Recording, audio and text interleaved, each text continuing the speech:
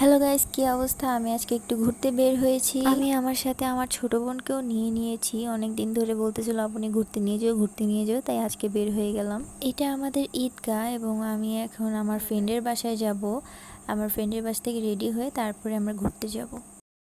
Ready হয়ে তারপরে ওর সাথে কটা পোস্ট টোজ নিয়ে নিলাম। ভাই এমন বুটকি হয়েছে যে আমার পুরো ক্যামেরাতেও জায়গা নিচ্ছিল না। বোন তো একটু কমই খাইস, বেশি খেয়ে ফেলতেছিস ইদানিং করে। যাই হোক, বাসা থেকে বের হয়ে দেখলাম যে বাসার সামনে কত কামরাঙ্গা ধরে আছে। আমার তো খেতে ইচ্ছা করছিল। হাঁটতে হাঁটতে শেষমেশ ওইখানে পৌঁছে গেলাম এবং বাসাটা এত সুন্দর লাগতেছিল, আমার তো খুব পছন্দ হয়েছে।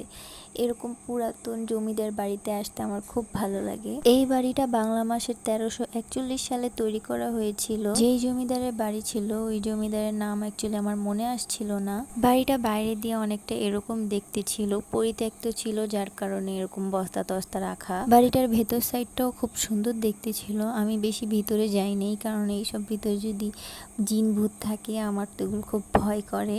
এই বাড়িটি দোতলা ছিল। বাড়িটার এদিক দিয়ে সিঁড়ি ছিল, উপরে যাওয়ার রাস্তা ছিল, কিন্তু আমি আর যাইনি, একটুখানি দেখে চলে এসেছি। আর এটা আমার অজিয়া এখানে এসে দুষ্টুমি করছিল। এই ফাঁকে আমি একটু ছবি তুলে ফেললাম এবং আমার দেখতে পুরো পেতনির মতো লাগতেছিল যে কোন পেতনি এসে এখানে বসে আছে। এইখানে বসার পরে খুব ভয় ভয় করতেছিল, না জানি পিছন থেকে কোন ভূত এসে আমাকে ধরে খেয়ে ফেলে। 4টার মতো বেজে গিয়েছিল, এখন বাসায় যাওয়ার পালা। সুন্দর করে বাসায় চলে যাচ্ছিলাম। বাসায় যেতে যেতে দেখি রাস্তার মধ্যে কিছু নয়নতারা ফুল, দেখতে এত সুন্দর লাগছিল। আমার ভিডিওটা যদি তোমাদের ভালো লেগে থাকে, লাইক, কমেন্ট, শেয়ার এবং ফলো করে পাশে থাকবা।